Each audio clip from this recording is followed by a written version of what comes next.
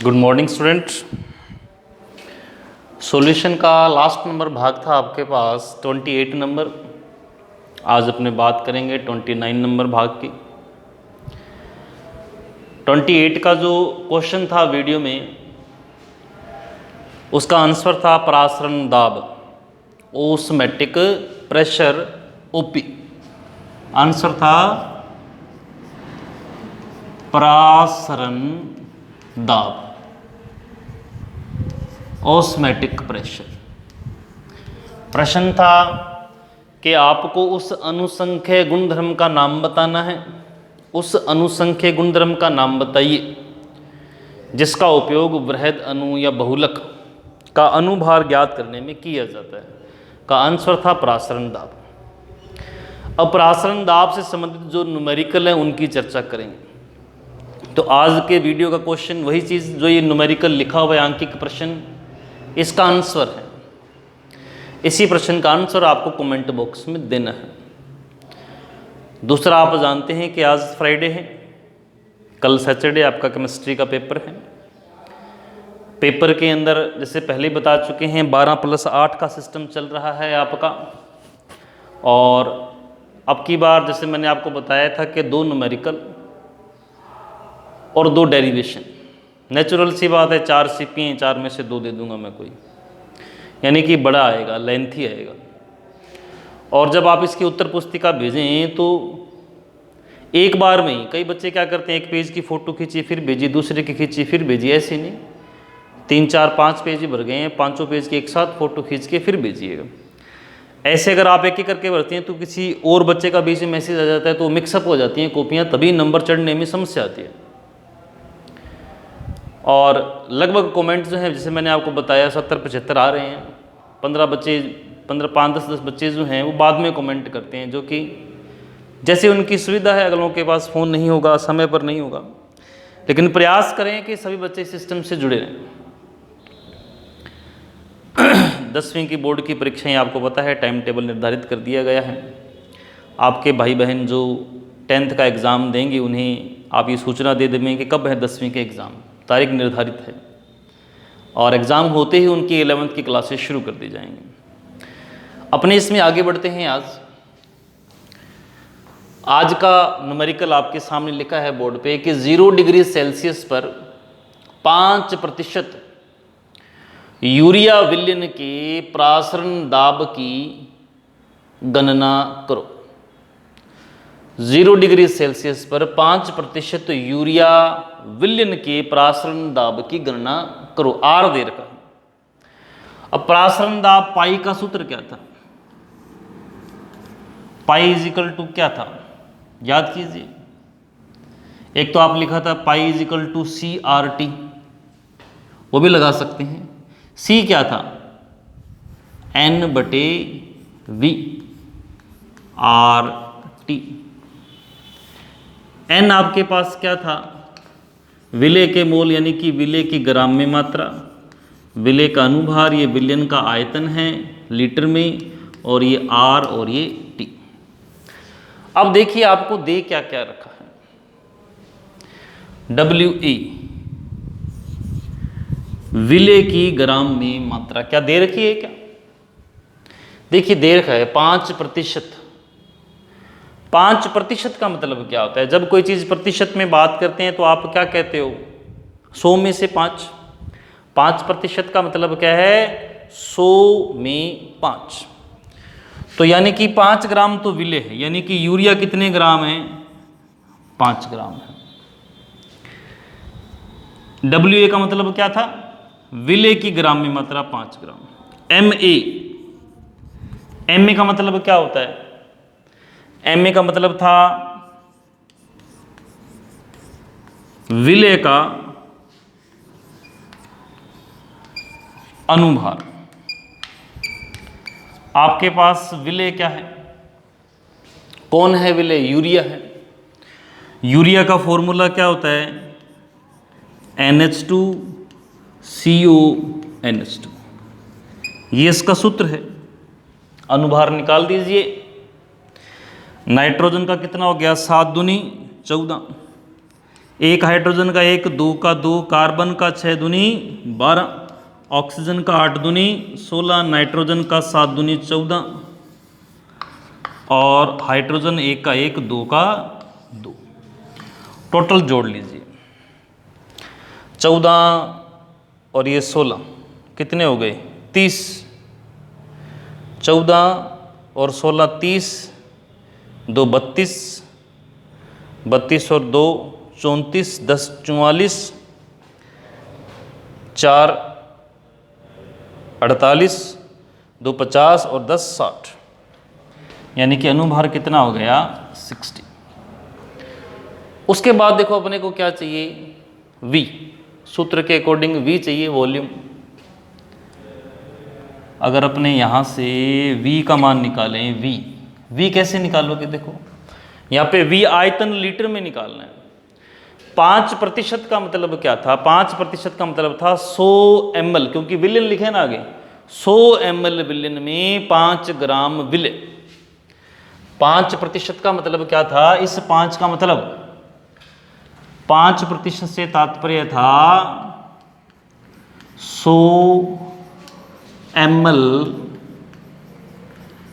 Villain में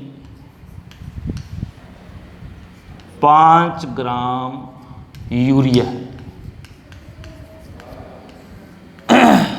अब चूंकि अपने को आयतन तो चाहिए लीटर में चेंज करो, ये ml को लीटर में चेंज करेंगे, 1000 का भाग लगाया तो कितना आ गया 0.1 लीटर। कितना आ गया 0.1 लीटर। अब रह गया T, temperature 0 degree Celsius. Degree Celsius में काम नहीं करना है, केल्विन में करना है। तो 0 डिग्री सेल्सियस को केल्विन बदलोगे तो कितने जोड़ दोगे 273, तो बराबर क्या हो गया 273 केल्विन। आर दे ही रखा है गैस नियतांक। अब पाई का मान रख दीजिए, पाई बराबर WA विले की ग्राम में मात्रा 5 बटे में MA विले का अनुभार कितना है 60।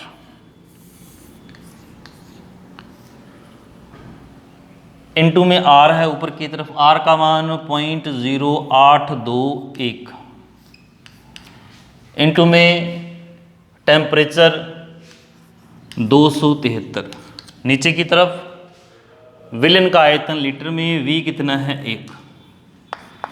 अब आपको इसको कैलकुलेट करना है और कैलकुलेट करके जो भी आंसर आपका आए वो आपको कमेंट बॉक्स में बताना है।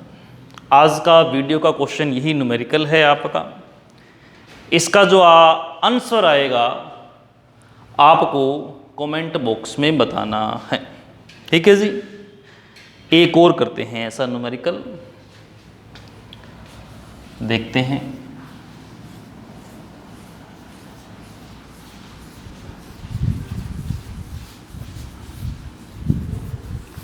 जैसा कि आपको बताया गया है बेटा जी, शनिवार को केमिस्ट्री का पेपर है आपका और सॉल्यूशन की ढंग से तैयारी कर लेनी है।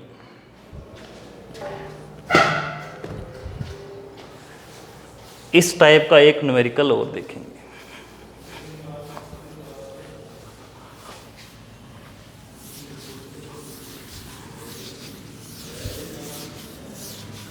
चलो न्यूमेरिकल से पहले एक छोटी सी थ्योरी है वो बता देते हैं आपको। आपके पास 3 प्रकार के विलेन आएंगे बेटा। एक आएगा समपरासरी, एक होता है अल्प परासरी और एक होता है अति परासरी। समपरासरी को इंग्लिश में क्या बोलेंगे अपने, आइसोटोनिक। अल्प परासरी को हाइपोटोनिक और अति परासरी को हाइपरटोनिक। मतलब क्या है, हाइपोटोनिक, टोनिक नाम सुना है, टॉक्सिस जहर, विले की मात्रा को बताएगा। अल्प परासरी विलेन कौन से होते हैं, वह विलयन जिसमें विलय की मात्रा कम है, अति पराश्री जिसमें विलय ज़्यादा है, और समपराश्री एग्जाम्पल से समझेंगे। अब मान लीजिए एक पात्र ले लिया और इस पात्र के अंदर ये विलयन डाल दिया, कौन सा? अल्प पराश्री, ये डाल दिया। कैसा विलयन है? अल्प पराश्री। इस अल्प पराश्री विलयन के अंदर अपने अंगूर कह लो या कोशिका कह लो, कुछ ही कह लीजिए, डाल दिया जी, अंगूर डाल दिया, या मान लीजिए कोई कोशिका सेल डाल दी, वो ये रही, ये डाल दी। अब बताओ क्या होगा? ये अंगूर या कोशिका फूल जाएगी कि पिचक जाएगी, ये बताना है अपने को। अल्प पराश्री का मतलब मैंने क्या बताया कि जिसमें विलय की मात्रा कम होती है। अल्प पराश्री का मतलब विलय कम मात्रा में। अगर बेटा जी विलय कम मात्रा में, तो इसका मतलब विलायक ज्यादा हो गया। विलय कम मात्रा मतलब विलायक क्या हो गया? ज्यादा। तो यहाँ पे विलायक ज़्यादा है और यहाँ पे विलायक क्या है? कम। विलायक अपनी उच्च मात्रा से निम्न मात्रा की ओर अर्धपारगम्य झिल्ली से कोशिका में क्या करेगा? प्रवेश करेगा। क्यों करेगा? दोबारा समझ लें। विलयन कैसा है? अल्प पराश्री, यानी कि इसमें विलय कम है, तो ज़्यादा क्या है? विलायक। तो विलायक अपनी उच्च मात्रा से निम्न मात्रा की ओर अर्धपारगम्य झिल्ली से कोशिका में प्रवेश करेगा और ये कोशिका क्या हो जाएगी जी? क्या हो जाएगी बताओ? फूल जाएगी। क्या होगी? फूल जाएगी। फूली हुई कोशिका को केमिस्ट्री की भाषा और बायो की भाषा में कहते हैं स्फीति।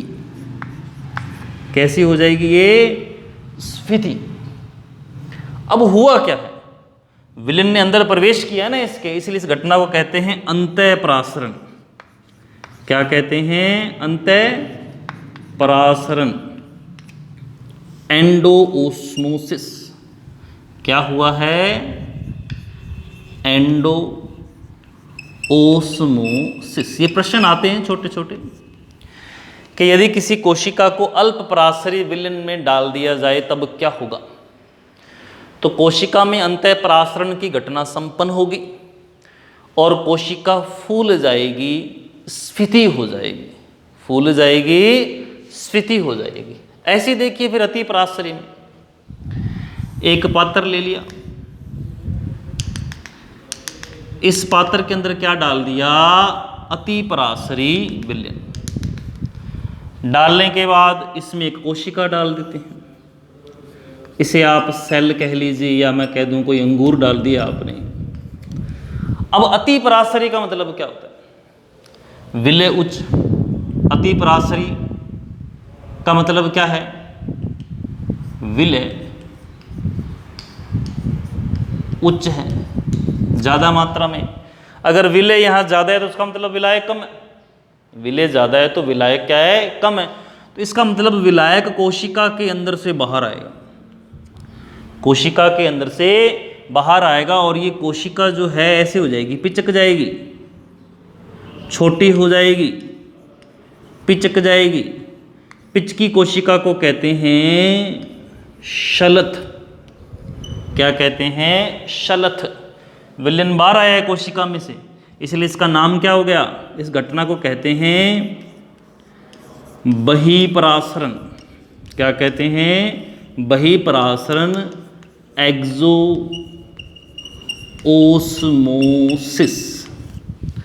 आप लोगों ने अक्सर देखा होगा जब अपने आप घर पे अचार बनाते हैं, जैसे तो कैरी का अचार जब बनाया जाता है तो आप क्या देखते हैं कि घर वाले कैरी को काट लिया, काटने के बाद उसके ऊपर नमक छिड़कते हैं। वो नमक लगा के कुछ देर के लिए छोड़ देते हैं। कारण क्या? कारण रहा, कारण क्या होगा कि जैसे ही नमक लगा के अपने उसको छोड़ दिया तो बाहर विलय आ गया। विलायक है ही नहीं, नमक ही तो लगाया है सिर्फ, विलायक है ही नहीं। कैरी के अंदर विलायक है, पानी है, विलय है, दोनों है, तो कैरी में से विलायक बाहर आएगा। इससे वो जो कैरी है वो सूख जाती है और अचार के रूप में परिवर्तित होने के लिए तैयार हो जाती है। हो रही बात क्लियर? ऐसे प्रश्न आते हैं, कई बार आते हैं बोर्ड के एग्जाम में कि कच्चे आम को अगर पानी में डालें तो क्या होगा, नमक के पानी में डालें तो क्या होगा। ये सारी घटनाएं पता होनी चाहिए। तो बहिःपरासरण से कोशिका पिचक जाती है जिसे शलद कहते हैं, और अंतःपरासरण से फूल जाती है जिसे एंडोओस्मोसिस कहते हैं, और उसे क्या कहते हैं, एक्सोओस्मोसिस। समपरासरी मतलब समझ में आ गया, नो चेंज। भी समपरासरी कौन से होंगे? ऐसे दो विलयन जिनके परासरण दाब बराबर है। भी एक कोशिका ये थी और ये विलयन था, इनके परासरण दाब में अंतर है, इसके और इसके परासरण दाब में अंतर है। लेकिन मैं एक विलयन ले लूं और इस विलयन में मैंने कोशिका डाल दी, तो इसका परासरण दाब और इसका और इसका, यानी कि इस विलयन का और इस कोशिका क्या क्या रहेगा, सेम है, समान है, समपरासरी। इसका मतलब कोशिका ना तो पिचकेगी, ना फूलेगी, ना अंतःपरासरण होगा, ना ही बहिःपरासरण होगा। इस पर न्यूमेरिकल भी बनेगा, बताएंगे आपको। आपसे पूछा जाए समपरासरी विलयन का मतलब, ऐसे दो विलयन जिनके परासरण दाब बराबर हैं वो क्या कहलाएंगे, समपरासरी। ऐसे दो विलयन जिनके परासरण दाब बराबर हैं क्या कहलाएंगे, समपरासरी। अल्पपरासरी विलयन के अंदर जब कोई कोशिका डाली जाती है तो कोशिका फूलेगी, और अतिपरासरी में जब कोई कोशिका डाली जाती है तो वो क्या होती है, पिचक जाती है। पिचकने को अपने बायोलॉजी की भाषा में शलद कहते हैं, और फूलने को अपने बायोलॉजी की भाषा में क्या कहते हैं, स्फीति। इसी प्रकार से आपको टेस्ट की तैयारी रखनी है जी, ठीक है। और अगले टॉपिक के अंदर अपने परासरण दाब की और न्यूमेरिकलों की बात करेंगे, और पेपर को ध्यान से दीजिएगा। कल 10:30 पर आपको पेपर अपलोड कर दिया जाएगा। कुछ बच्चों से कॉपी बार बार मंगवानी पड़ती है, ऐसा ना करें बेटा जी, उसमें परेशानी होती है, समस्या होती है, बार बार फ़ोन करना पड़ता है बच्चों को। तो प्रयास करें कॉपी समय पर आप भेज दें, ताकि सोमवार को सही समय पर आपका रिजल्ट चढ़ा दिया जाए। और किसी टॉपिक में कोई समस्या हो, कोई वीडियो के अंदर, आप पर्सनली फ़ोन करके, व्हाट्सएप करके पूछ सकते हैं, ठीक है जी। धन्यवाद।